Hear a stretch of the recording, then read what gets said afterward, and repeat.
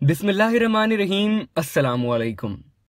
एक आदमी के 4 बेटे थे।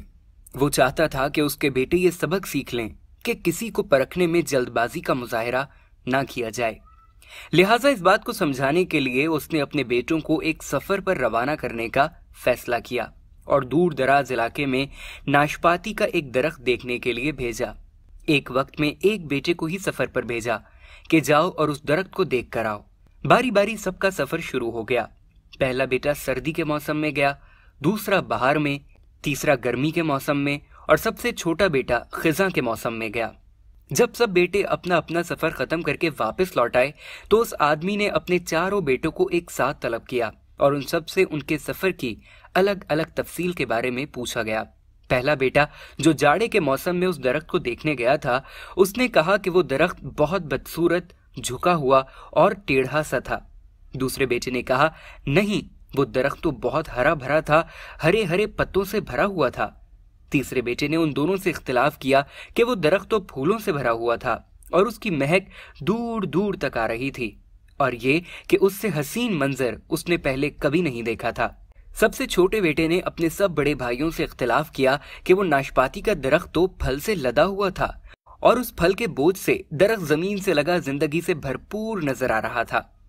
ये सब सुनने के बाद उस आदमी ने मुस्कुराकर अपने चारों बेटों की जानिब देखा और कहा, तुम चारों में से कोई भी गलत नहीं कह रहा, सब अपनी अपनी जगह दुरुस्त हो।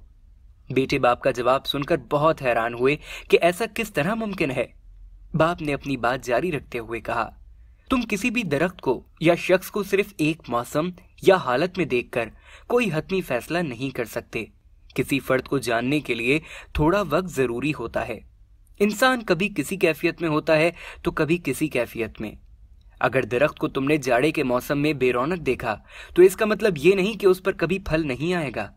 इस तरह अगर किसी शख्स को तुम गुस्से की हालत में देख रहे हो तो इसका मतलब ये हरगिज नहीं कि वो बुरा ही होगा। कभी भी जल्दबाजी में कोई फैसला ना करो जब तक अच्छी तरह किसी को जान ना लो। किसी भी शख्स को उसी वक्त समझा या परखा जा सकता है जब ये तमाम मौसम गुजर जाएं। अगर तुम सर्दी के मौसम में ही अंदाजा लगाकर नतीजा अखज़ कर लोगे तो गर्मी की हरियाली, बाहर की खूबसूरती और भरपूर जिंदगी से लुत्फ अंदोज होने से रह जाओगे। सिर्फ एक दुख परेशानी के लिए अपनी जिंदगी की बाकी खुशियों को दांव पर मत लगाओ। जिंदगी के एक बुरे मौसम को बुनियाद बनाकर बाकी जिंदगी को मत परखो। तो दोस्तों, इस कहानी में हमारे लिए भी यही सबक है। बाज़ औक़ात हम इंसान महज तस्वीर का एक रुख ही देखकर फैसला कर लेते हैं और राय कायम कर लेते हैं, लेकिन अक्लमंद इंसान वही होता है जो तस्वीर के हर रुख से वाकिफ होकर ही नतीजा अखज़ करता है।